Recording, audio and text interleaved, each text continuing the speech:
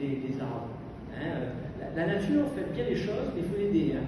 Si on laisse une forêt toute seule, ben c'est comme nous, on a des petits jardins. Si on laisse le petit jardin tout seul, ben les mauvaises herbes, les lianes, les machins, tout, ça devient le foutoir. Voilà. Les forêts, c'est pareil.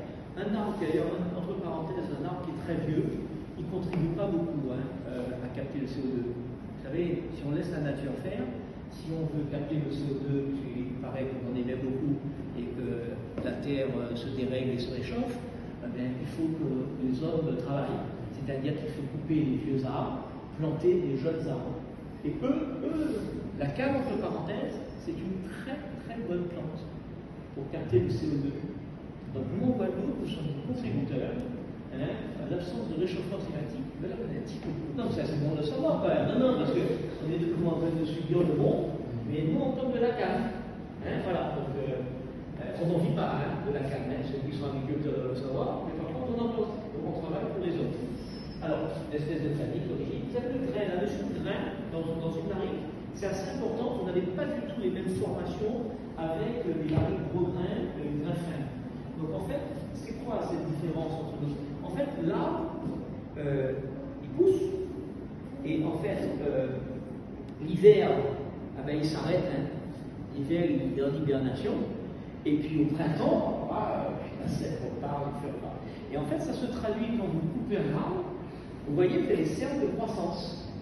Quand les cercles de croissance sont espacés, on appelle ça du gros grain. Quand ils sont tout près, on appelle ça du grain fin. Le gros grain, c'est 2 mm, 2 mm et demi. Voilà. Donc en fait, cette notion de grain qui est importante, nous n'avons pas tout à fait. Tout ça pour dire que si demain on veut faire du marketing, comme il y a l'ère du marketing aujourd'hui, on peut faire de la différenciation sur tout. On peut faire une série de rôles, grain fin, grain moyen, grain machin. On peut faire une série de rôles en citant toutes les régions avec Blois, Fontainebleau, Guadeloupe, il n'y a pas. Voilà, on peut faire un certain nombre de choses. Alors, j'insiste un peu sur le bois, comme ça, de façon. Là, je vous ai mis, on parlait des whisky lactone. Donc, les whisky lactone, c'est une molécule, c'est quand vous prenez des barils qui ont beaucoup de whisky lactone, vous savez que vous allez faire un produit qui va plaire à quasiment tout le monde. Parce qu'il va être doux, il va être rond, il va être équilibré, voilà. Il va être relativement délicat.